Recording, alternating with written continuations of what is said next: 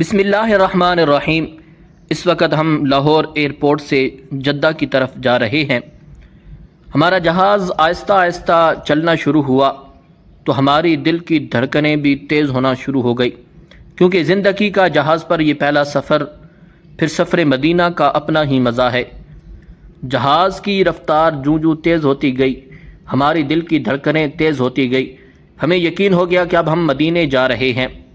جہاز کا تھوڑا سا ہی سفر گزرا تھا کہ ہمیں پانی پینے کے لیے پیش کیا گیا۔ ہم نے پانی پیا، تھوڑی ہی دیر گزری، تقریباً آدھا سفر ہمارا گزر چکا تھا۔ ہمیں کھانا پیش کیا گیا جس میں چاول تھے اور ساتھ سالن تھا۔ اس کے ساتھ ایک ڈبہ تھا جس میں مختلف چیزیں رکھی ہوئی تھی۔ چمچوں کا ایک پیکٹ تھا جس میں مختلف قسم کی چمچے، اور ساتھ اسی کے ساتھ سلاد، دہی کا ایک ڈبہ تھا اور اس کے ساتھ پیسٹری تھی، کہ جو ہم نے خوب کھایا، اور ساتھ قاری صاحب ہمارے ساتھ تھے، ہم نے خوب گپ شپ لگائی۔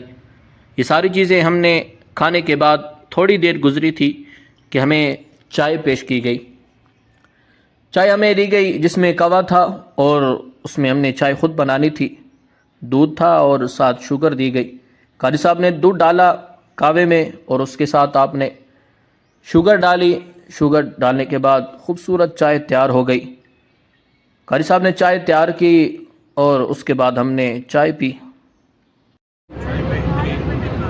ابھی بنائیے ایوری ڈے، دودھ نہ بنائیے، سکا دودھ سے پہلی بار استعمال کیتا میں۔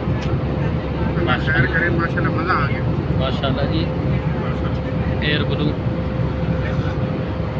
چائے کا مزہ ماشاءاللہ۔ ہلے پیسے پورے نہیں ہوئے ساڈے، تھوڑے پیسے دے کے آئے ایئر بلو والے۔